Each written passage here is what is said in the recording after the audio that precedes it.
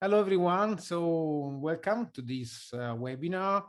Let me just share my screen quickly for a little bit of initial context of the conversation we're going to have today. So today we're going to have a conversation with two practitioners from the Boundaryless ecosystem. As you know, basically Boundaryless is one of the co-founders, let's say the participants to this project of the Business Ecosystem Alliance. Boundaryless has the mission to enable everyone to participate in the future of organizing. And we do this by creating these open source frameworks and delivering workshops, trainings, and consulting services to our community of practice of organizations, institutions, and individuals across the world. Some of you may know us because of our work on platform design toolkit that is most likely the most used and mature methodology that essentially helps adopters all over the world to design the platform ecosystem strategies in exploration, validation, growth, and so on. And lately, we have been also partnering with Haya Group to translate the insights and the organizational practices that we are also debating these days around the Rendane model into what we call the EEO toolkit, so the Entrepreneurial Ecosystem Enabling Organization toolkit. That is a tentative, let's say, to open source these practices so that everybody in the world, even small players, startups, or even large institutional players, but anybody really in the world can really enjoy and engage with this idea of developing organizations as a swarm of micro-entrepreneurial units supported by shared services and creating these ecosystemic contracts and ecosystemic collaborations to bring new user scenarios into the market. And yeah, this is the process we are engaging with these days. And we're going to talk about also our steps into the process with some of our guests today. So today with us, and I would like to ask you both to activate your video and mic. We have Roberto Battaglia, head of HR at IMI Corporate Investment Banking from Intesa Sanpaolo, and Yolanda Martin, Platform Ecosystem Design Director at Kaluza. So welcome both. Hi. Hello, everyone. Thank you for having me.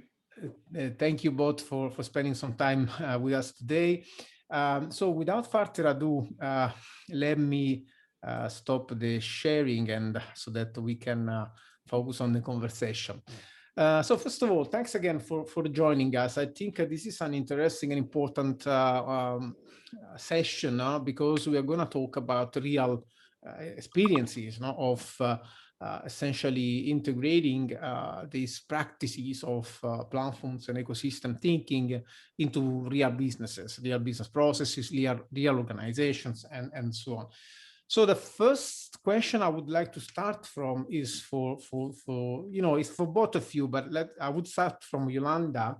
I would like to ask you, Yolanda, first reflection on your experience that you can maybe very shortly recap, but I'm referring for example, your latest work experiences also as a platform head of platforms at, if I'm not wrong, at Farfetch. So your experience in both the digital native space and the industrial, let's say, semi-incumbent space, like you're working now, in the utility sector, if you want. But surely on an industrial context, which is that of energy. So the question would be really about what is the key issues? What are the key issues you are seeing, in both this context, in ensuring, let's say, the continuity in engaging with platform opportunities on the market, so on the outside of the organization, and how to translate these inside the organization. So measuring, let's say, the agility, the business agility, the business capabilities in weaving ecosystems that you now need when you bring these network-based business models on the market, with how you organize internally as an organization and what constraints you're dealing with. So, if you can start with that, your experience in both these spaces, the incumbents and the digital native, that would be great as a start. Yes, I mean, I wouldn't say that there is a difference in between incumbents and digital native as much as maturity levels, I would say. Engaging the different entities or the different players on an ecosystem, it depends very much what type of platform you are, right? If you are an infrastructure, an aggregator, or both. It depends very much on the maturity, the infrastructure maturity. So the digital capabilities of the platform give you a lot of either freedom for those engagements or barriers to it. And the inside organization, also the maturity is dependent. Sometimes you would think, or you would, or it looks like, or you think that the digital native ones have an advantage. But if that digital native hasn't been thought or started as a platform to conquer an ecosystem from the start, it's just like any other company. So everything has to be rethought.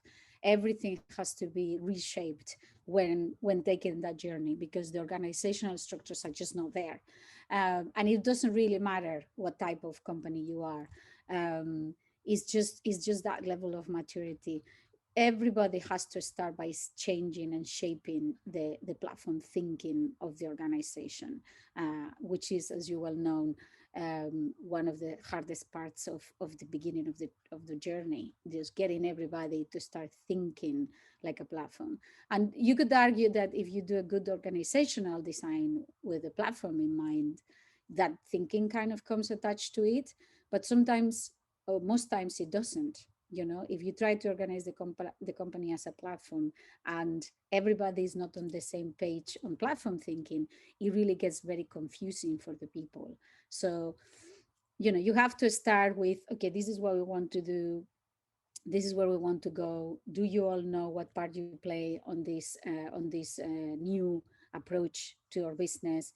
And then start organizing how they think is going to be most valuable. And that has happened in every platform I've worked for, and they have all been different. This is what I have understood after working or shaping 4 different platforms, that each one of them ends up being slightly different, because the ecosystem that they are trying to tackle, because the technology that underlines, because of the platform maturity, and each one of them ends up being slightly different. Mm-hmm. And if you can draw maybe some parallels and highlight some patterns across your experience that I would like to remind, it goes across your work with Hearst magazine, that is an editorial, let's say, company.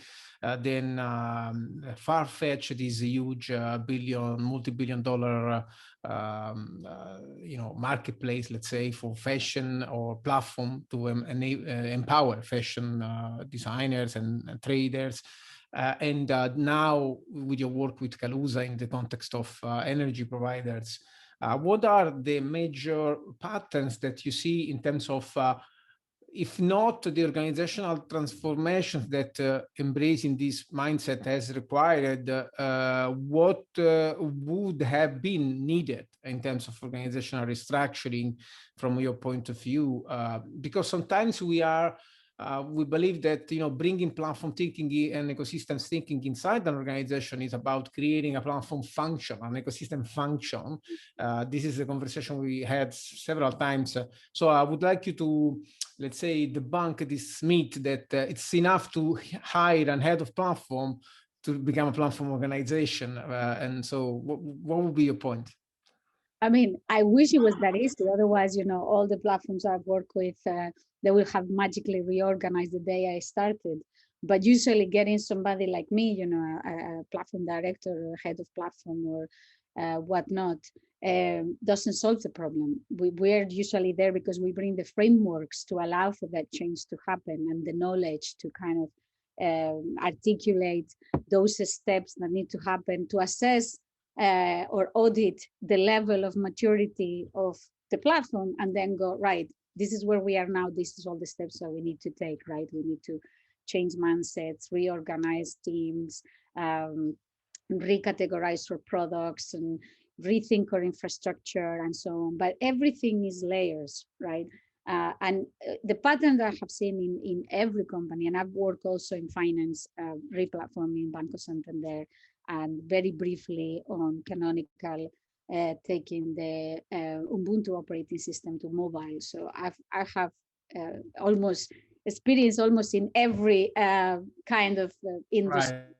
Right. Probably pharmaceuticals and health is the one that is missing from my portfolio, but everything else I've done. But is having that infrastructure, that understanding that the same that we want to do with the platform in the ecosystem, you need to do with the platform within the company in a way, right? You need to have the digital tooling very well honed down, and those shared services very well honed down, where everybody or these kind of autonomous units that need to be formed, and that they are almost like the pattern of every platform ecosystem, right? You want to take all these elements of the ecosystem and join them together and interlink them together to form something that is both valuable for everybody, but also kind of a unit, because all of these things are interlinking between transactions.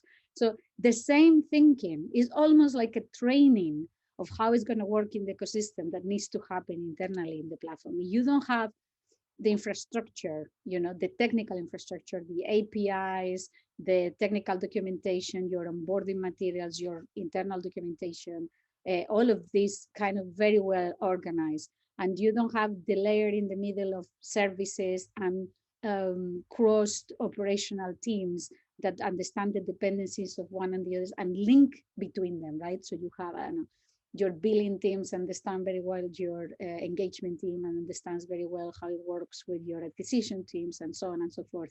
And all of those tools are interconnected and the data flows through the infrastructure, right? You end up not understanding. So if you cannot do it within the confines of your organization, it's very difficult to understand how it's going to work with the outside. Because in theory, how this works is that all of these end-to-end modules that are linked together through infrastructure and middleware or tooling, you should be able to take any of them out and put a partner or a client in there, right? And start substituting areas of the digital end-to-end process with elements of the ecosystem, with other companies, other partners, or all together go and transform another company or another entity that is similar to or needs the services of the group, and then adding that like an amoeba, adding that piece into the group. But if you cannot do it as a test, as a pilot, let's say internally, then it's very difficult to kind of do it externally. So that's the pattern I have seen everywhere. You have to have all those layers, at least to a level of maturity that is very good for your internal teams before you can start adding elements of the ecosystem or going outside of your platform to link with other parts of the ecosystem. Right. Very interesting point. Just as a quick recap for the listeners. So what I get from this conversation is that you don't just create a native platform, but it's more about looking at your infrastructure, your technology, your capabilities more generally, and unbundle them into modules that you can easily reorganize and connect. And I think, and then I'll get to Roberto with a reflection, but I think what we are seeing now in terms of the evolution of these platforms ecosystem thinking that we started maybe 10 years ago thinking about, okay, let's do marketplaces, let's do asset-light business models, and that was all. But now we understand that it's much more about connect and leverage that we are seeing. You know, how do we unbundle the organization so that we are able to rebundle nearer to the customer, let's say. Yeah. And of course, our intuition is that you can unbundle the technology, but then if you don't inject these entrepreneurial capabilities into the organization, nobody is going to rebundle it nearer to the customer. So it just becomes like a set of commoditized technologies, but nobody creates the new value for the customer. So this helps me to connect with Roberto. And before jumping into the entrepreneurial conversation, that is something that I would like to leave for the second part of the webinar. I would like to ask you, Roberto, your experience, of course, is in this incredible organization, very large, very important, semi-institutional to some extent. You know, if I think about the role that also has in the innovation and in the ecosystem in Italy, for example, in Europe, increasingly. My question is. So Yolanda is talking about something very important, rapid, profound that organizations need to understand. You know, when we talk about, you need to transform entirely your technology, you need to transform your capabilities.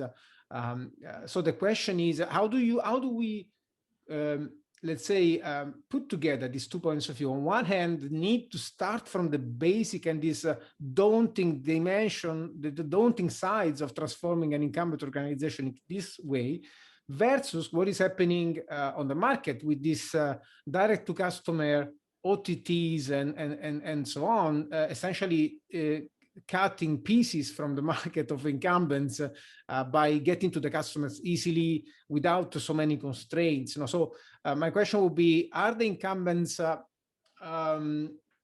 aware of what is happening, of the urgency of radically transforming themselves? Thank you, Simone. I'm not so convinced that all organizations are aware of the change we are living in this moment, and especially the more historical and structured ones that are still successful and often plays and as incumbents. I see mainly two reasons of the so-called unawareness. First of all, that a large part of these companies are, despite the pandemic, still prisoners of their success. And they in general are hoping for a vast recovery after COVID-19. The second reason I see is that they don't fully understand the dynamics of the markets and the sector that are increasingly interconnected and increasingly hybrid. And on the other hand, they tended to categorize the most advanced experience, like Rendana, for instance, as a sort of passing trends. I think that this is a dangerous behavior because caused not only by a lack of technical knowledge of this phenomena, but in particular by the inability, I think, to understand what is happening. Often due, I think, even to a lack of openness and diversity. And certainly this sort of myopia plays a fundamental role in the companies because this poor ability to read this phenomena, sometimes latent, leads in general to underestimate the weak signals that can become real threats. And on the other hand, the lack of openness and curiosity and let's say even humility, I think, that comes from one's position of strength is a big risk. I think that within the organization, we need to feed and give space to critical thinking, opposed to the idea of a single thought that often we see within the organization. I'm aware that what I'm going to say is quite tough, but we have to bear in mind that in general, incumbency breeds complacency. And this is, let's say, a sort of virus, because to deal with this risk, we must, as I said, we must increase diversity as a general dimension to open the doors to different point of view. But I think that changing the business model of the company is not enough because we need at the same time to rethink the form of the organization and, as Yolanda said, even the operating models. But that introduces really many burning issues. For example, the ability to bring our latent talent. We have a lot of potential totally unexpressed. The need to give space to people's autonomy and freedom and even, let's say, responsibility. And this need to spread the responsibility throughout the organization is really crucial on my point of view today. But even the necessity to beat the bureaucracy and the status symbol, in particular within the big companies, big structured company, that means that we need to redefine or rethink the processes in a truly more agile logic. And finally, I think the need to transform the culture. Transform the culture toward a more open and entrepreneurial direction, as I said. I think this is the main elements I see in this moment. And yeah, I would like to build a little bit on this cultural point, you know, before deep diving into some double clicking into some of these things. But essentially, is it really a cultural problem, or is more like, I mean, in terms of employees, or it's more like a problem of the structures that exist in the organization? Because for example, if we refer to hires experience, you know, we know that a few years ago, the company that was very successful at the moment, you know, actually Hires story is a story of transformation that happened when the company is successful. So, you know, they went through this phase where the middle managers were essentially canceled as a role from the organization, massively have to leave the organization if not embracing this entrepreneurial thinking.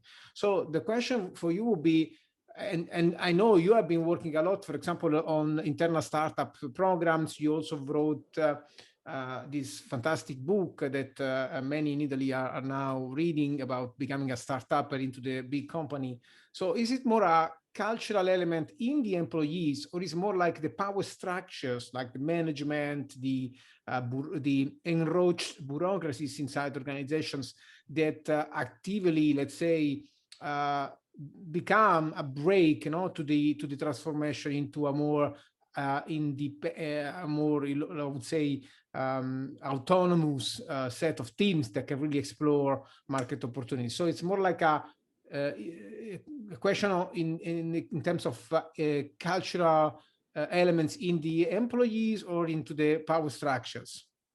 I think we have to work on both these dimensions because these two elements are intertwined. In fact, to answer your question, I think that we need to start with an obvious fact that most companies are organized by applying an organizational structure designed over 100 years ago. To perform, we have to bear in mind, to perform routine works in an environment managed by a command and control logics, strongly oriented toward efficiency and the predictability of the processes. Now, the situation is totally different because today, I see in general, there is a need to give organization different forms that are more suited to the challenges we are facing today. And in this element, in this context, the pandemic has accelerated this awareness, even if the old paradigms have collapsed, and if there are, they require the courage to make non-linear choices. And in that sense, before talking about the culture, the principle that underlined the entrepreneurial ecosystem organization you mentioned aroused great enthusiasm in those who study them, but also, I think, great concerns about putting at risk the stability, let's say, sometimes the success of many companies. In fact, imagine to transform the organization into a more entrepreneurial logic is therefore a complex challenge that faces a serious constraint in which the cultural part is really important because first of all, we need to start from the commitment of the company's top management. we have to be, and we have to bear in mind, consider that I'm working in a financial institution, that part of these companies are really so regulated, and this element is really crucial because it's part of a way of shaping the culture. But the real thing, on my point of view, a part of the organizational model, of the power system, is the cultural readiness to support such advanced new ways of distribute the power. And in that sense, I think that the so-called immunity to change often plays really a crucial role. I think that, talking about your point, that today is necessary to starting first of all from a diffusion of the culture and the stimulation, very different from the business as usual. But we can't limit ourselves to have really good workshops about, let's say, new forms of organization, new forms of leadership, and something like this, based on the frontal, traditional way of learning, because we have to invite people to explore these boundaries. But these boundaries themselves, beyond what the innovation research and development departments can do or are doing within the organization. That means that we need to instill the idea that all the people can transform themselves into designer of the organization, of designer of a new culture. And above all, as I said, we need more openness and the ability to foster the change, the exchange of thoughts, and spread a culture of experimentation, even before the ability to draw long-term plans, or even before to design new types of organization.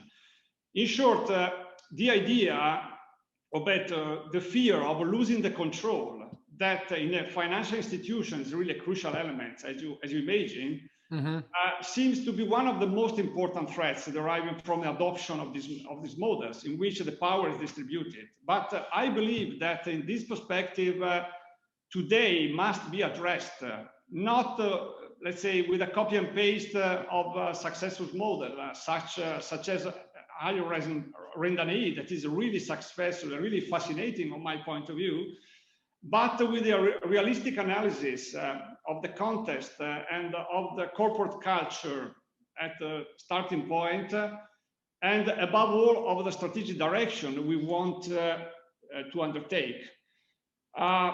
People often ask me how we can face this challenge if the commitment of the top is not strong enough, if the commitment of the top is not to distribute the power. And in general, I reply that all this can be done, first of all, creating the conditions, but the cultural conditions, first of all, making a new thought flow, contaminating ourselves, for example, with other sources of knowledge, attending even other networks different from the vertical silos in which we work. And in that sense, this principle, considering that I'm working in a so regulated industry, are not easy to apply immediately, not only for the awareness that we must acquire, but because there is an objectively complex regulated system. Right. However, I think that there are many things that can be done, for sure. Help move in this direction and prepare the cultural ground for making sort of quantum leap we need to do. And the HR and the manager has a huge responsibility in that. Right. I want to talk with Yolanda before coming back to this with you, maybe in the last part of the conversation, Roberto, about the Rendanei model and the EEO that we are trying to drive through your company as well. I would like to ask Yolanda one quick point. I know that you have been doing a lot of work on the, and before that, just remind everybody to possibly use the Q&A feature to ask your questions. I will pick a couple of them at the end of the conversation, the last 15 minutes.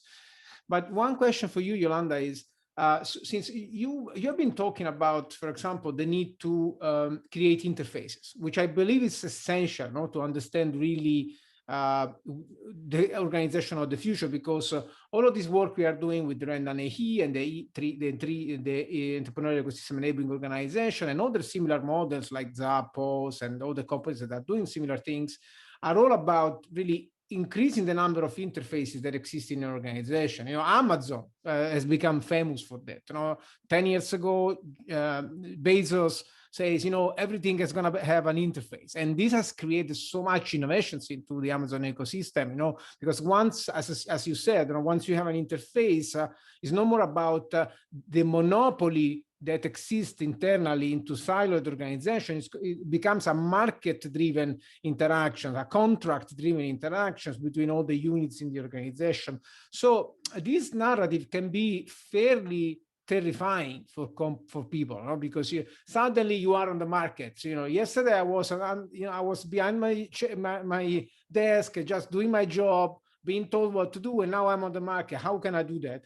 And I know you have been working into also building the narrative inside organizations. I would like you to spend a few words on what it takes to really create a narrative of expanded opportunities, like John Hagel used to call them, instead of a narrative of fear, because maybe people can be really shocked to learn that suddenly they need to compete, because the market is going so fast.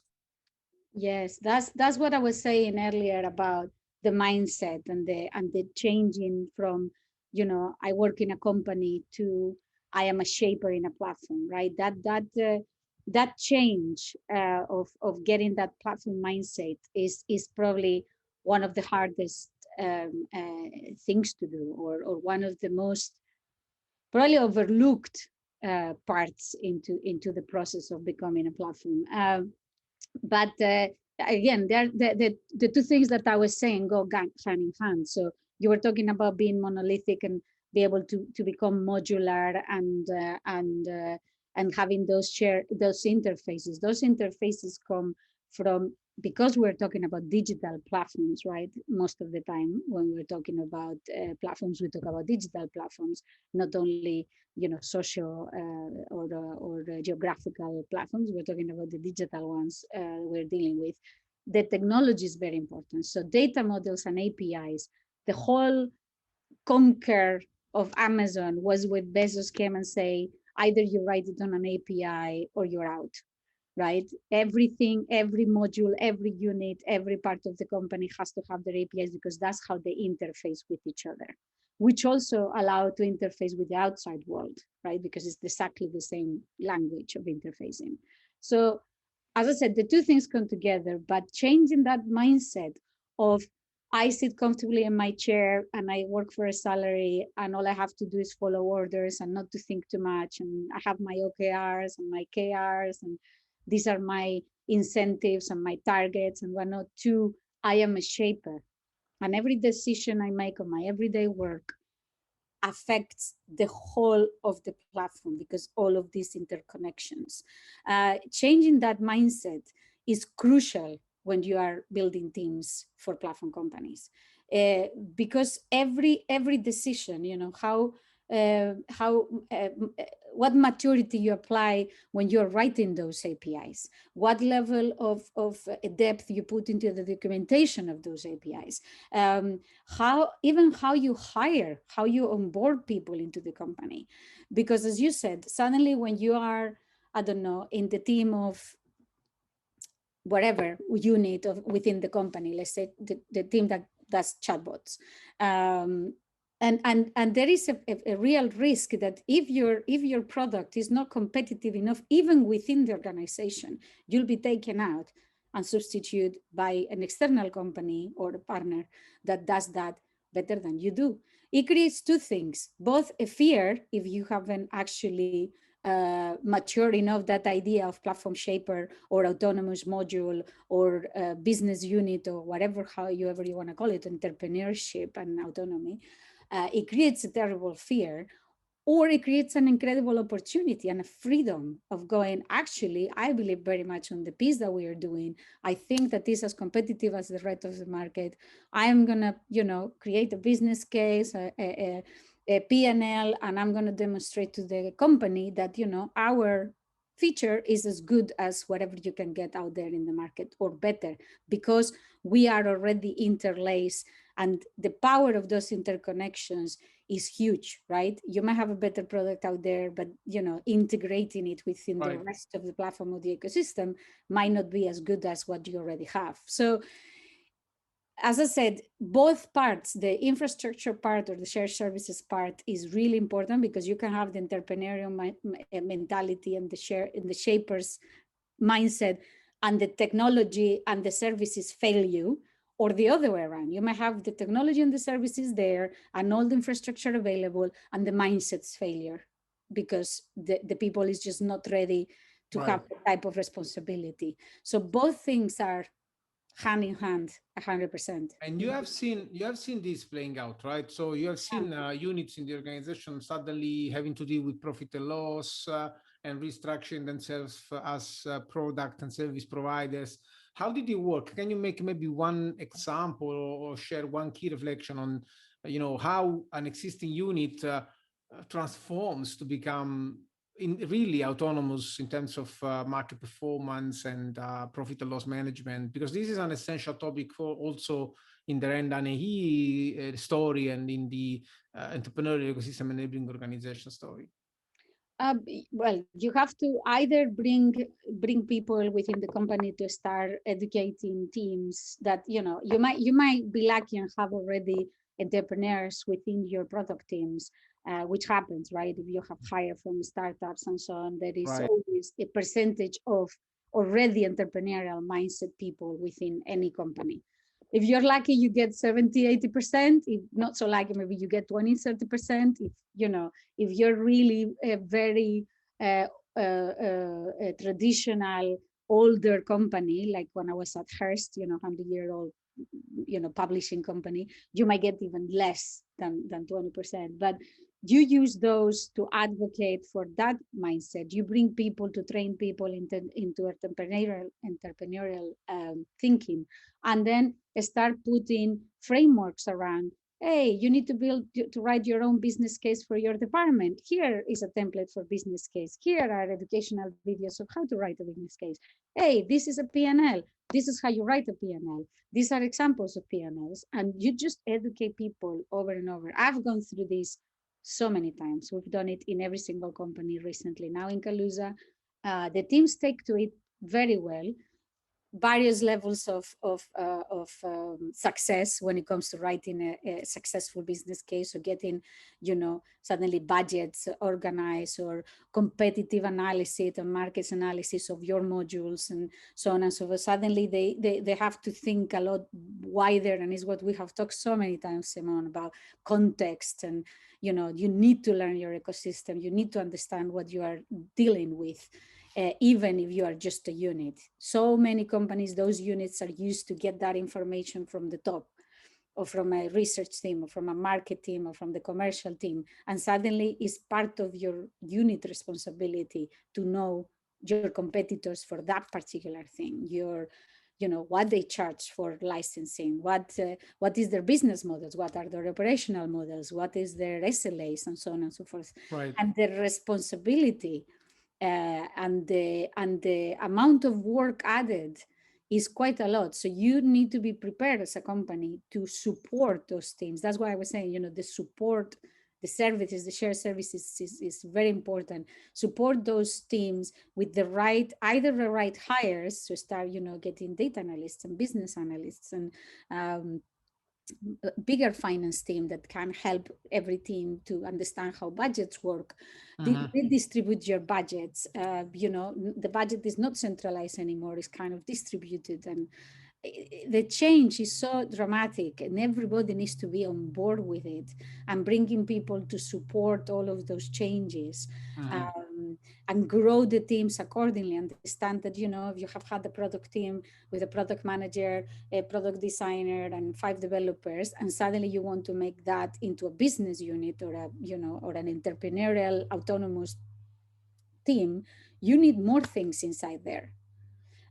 You need to add, research, you need to add data, you need to add a portfolio manager, you need to add, you need to add. Yeah, the capabilities need to be spread, across the organization. You need to have those central, let's say, practices where they can actually go and get the information and the templates from, but also there are certain roles that need to be added into those units to ensure the success, because you cannot by any means have a traditional product unit and go, oh, and now you are an entrepreneurial company and that's that.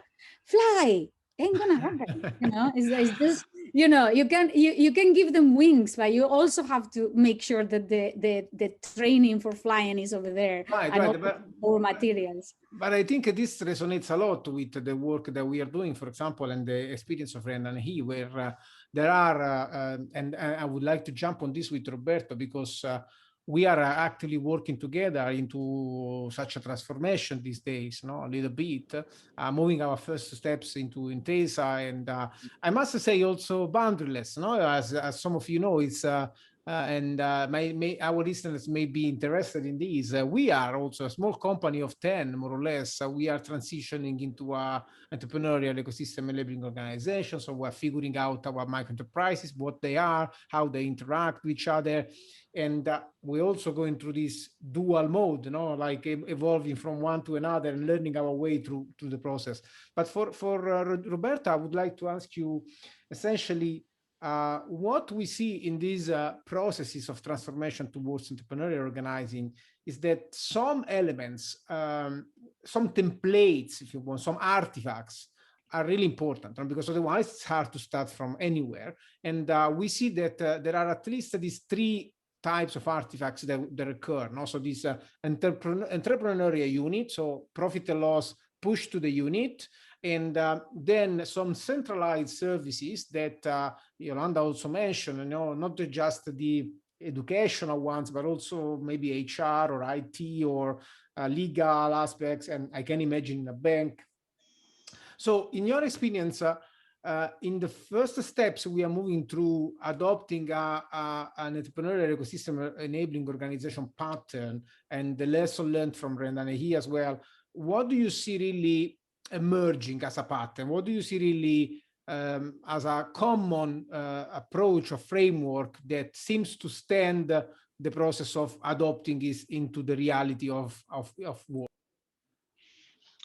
I think first of all, the need we have and the need I'm seeing from our colleagues, because I am working on a specific division made up of 4,000 people, more or less, all over the world. But the need to be more autonomous, or better, to apply entrepreneurial capabilities within the business, within the processes. This is the first element I'm seeing.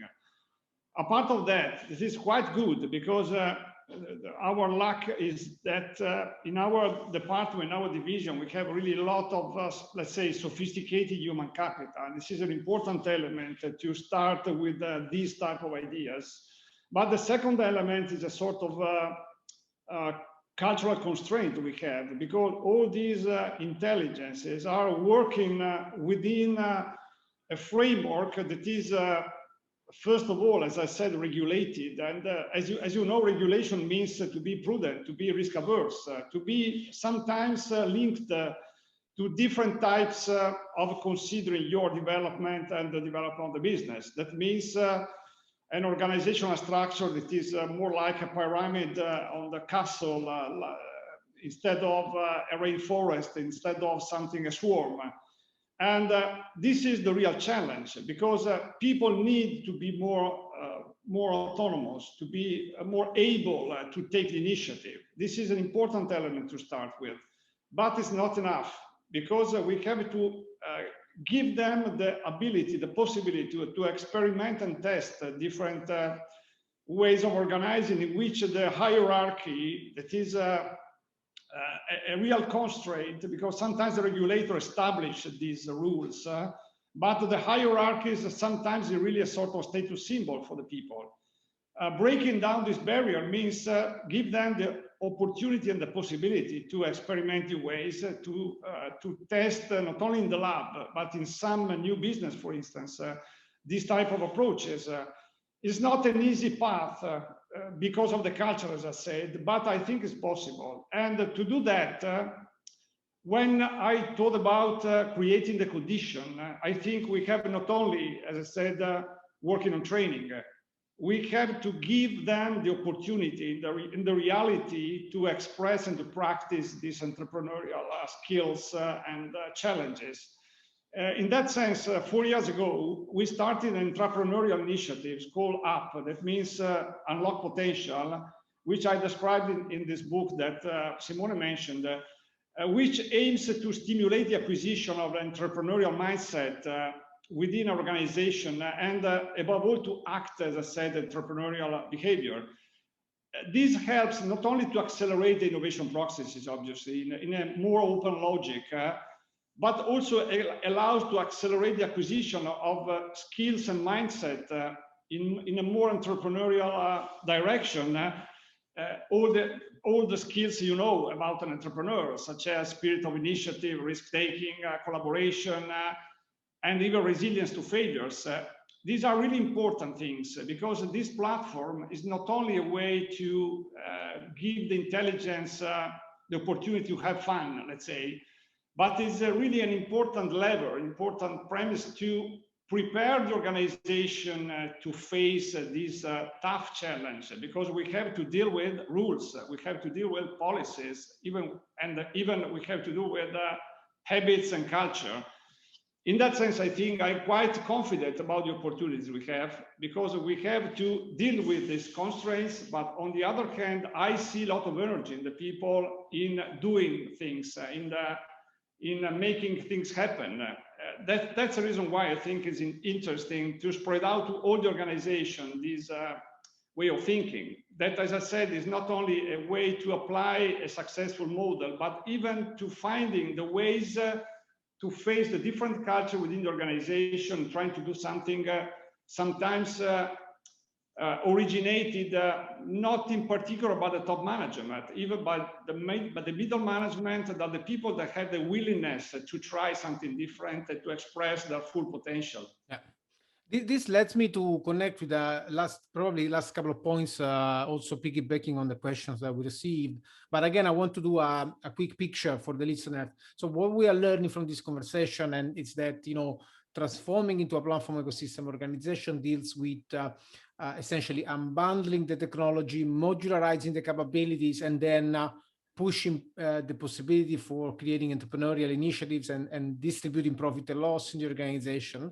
But what emerges from this conversation is that you cannot do that if you don't engage with the cultural narrative shift inside the organization. So the story is so important. And I think this is something that also resonates a lot, with the story of Aya, where there is this amazing CEO with these incredible, I would say, I don't know say in English, but capability to mobilize, this through this story of transformation, this story of entrepreneurship, this story of independence. And of course, there is a moment where things really get real, and it's when you start to deal with, your stipend, your pay depends on your performances and your capabilities to create a business. So this leads me to probably the last question or something like that for both of you. And I think this is a dear question for both. And I'm going to collapse a few questions that arrived from the audience here. Now, for example, we received questions about how do you generate more value creation than value capture. So again, we are living through the pandemic. We are living through an age of transformations. Organizations need to become, let's say, need to generate good into the world. They need to regenerate the world, not really capture and extract all the drops of value from markets. And also, there is this point of letting people to come up with their ideas, with what they're passionate about. So this idea of the need to embrace a more uncoherent strategies, let's say, through a coherent organization, if you want. So letting go the control of also of the strategy, letting the products and the ideas come from the from the, let's say, from the edges of the organization. So the question would be for both of you, and maybe Yolanda, you can start. How do we use the platform ecosystem transformation to really reorient the purpose and the impacts of the organization in a way that is much more ecosystem driven, much more value driven, maybe also related to the communities and the landscapes the organization interacts with, not just some abstract idea of maximizing our profits and our product, outputs, which is a tension we want to address when we talk about entrepreneurial organization, because otherwise the risk is that we just embrace this narrative of maximizing our profits, maximizing our entrepreneurial capabilities, which is fine, but it needs to have a positive outcome for the world. So what is your point on this? How do you, what have you seen also coming up from your experiences into retargeting and reorienting the priorities of the organization? First of all, I think that to be able to, it's perfectly possible, and to be able to do that, and I've seen it in a company like Farfetch, right? But to be able to do that, that company, wherever you're trying to instill that change or move that change, has to have already some objectives that are beyond just making money. I mean, if you work somewhere that the only thing that is in their mission and vision of the company is to make money, you're going to have certain difficulties to try to move the company towards a much more, let's say, selfless goal. However, even, companies like Farfetch, which is a luxury fashion marketplace, and you will think, oh, the only thing they might be interested in is actually making money. But actually, one of the main objectives of Farfetch was to actually reduce the impact of fashion in the world. And as that was one of the objectives, there was an appetite and a push for all these different entrepreneurial units to come up with ideas that will reduce that impact. Therefore, they were coming from our side. So we got teams working with companies or making partnerships with a company called Second Hand, and another team organized a partnership with Thrift, which is they take your clothes and send them to charity, or sell them and give the money to charity. The Second Hand one is about selling your clothes that have already been purchased on Farfetch. Therefore, it has, because Farfetch sells really expensive luxury items, they already come certified that they are, of that kind of luxury brand, Prada, Chanel, whatever, Balenciaga. So you can actually, you don't have to you can overcome the fear of buying a very expensive item secondhand because it might be fake. But we had a huge hackathon at the beginning to get algorithms to improve the logistics services, and instead of getting the closest to you or the cheapest logistics company to serve your product, it will give you the one with the lowest carbon footprint, for example. And that came from the shapers, that came from the hackathon. Right. The development teams actually came up with the algorithm. The company went, this is a brilliant idea. The whole algorithms of logistics change to offer first the less carbon heavy option instead of the cheapest one or the closest one. So maybe we can say that naturally, by empowering entrepreneurship from the edges come up with ideas that are maybe less monolithically related to maximizing our profits, but it's much more about maximizing actualizing our potential as entrepreneurs, as people. So it may be an effect of embracing an entrepreneurial way of organizing to come up with some systemic and ecosystemic ideas. Roberto, what do you think about that?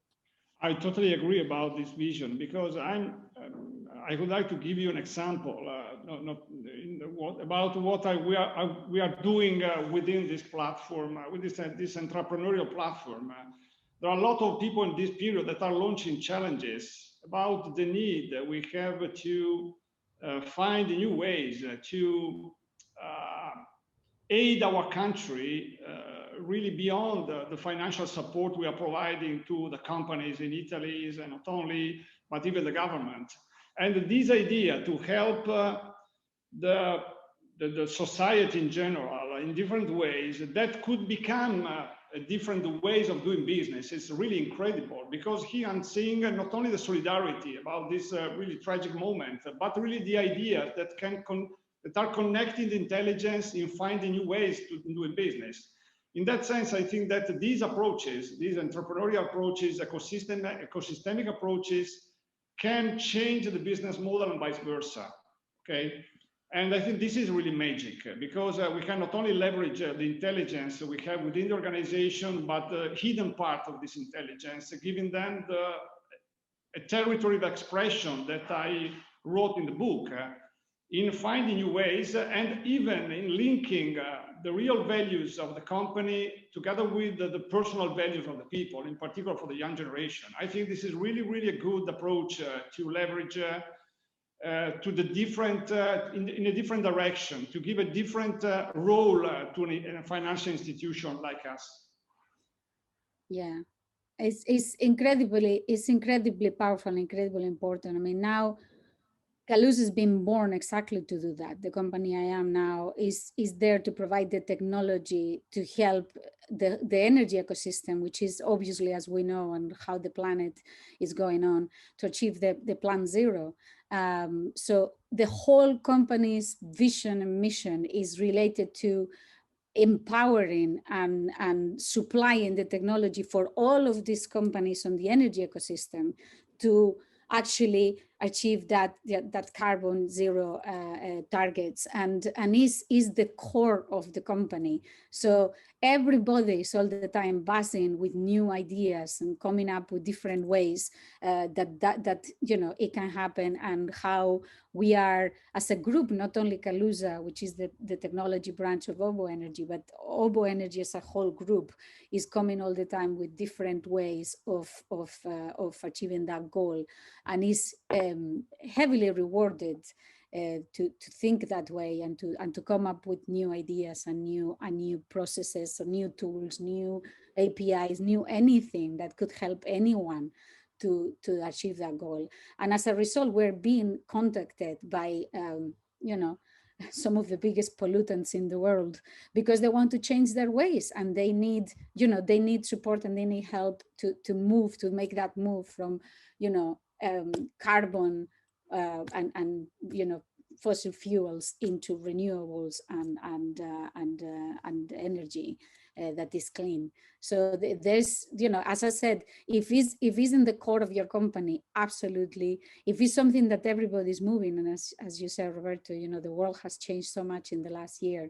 Everybody thinks differently. It's not only the pandemic, it's also climate change. And there is a lot more understanding that we are not standing alone in this world. We need to connect to make sure that we all succeed, because otherwise we're all going to fail. Right. So I think that the way that those things are pushing every company to change their mindsets and to move their thinking and their place in the world to a much more ecosystemic Right. place. Not and I know this is but sorry, this is one of your key, you know, ideas, no? And people can look up your videos on YouTube and listen to your speeches when you really advocate for this systemic transition in design.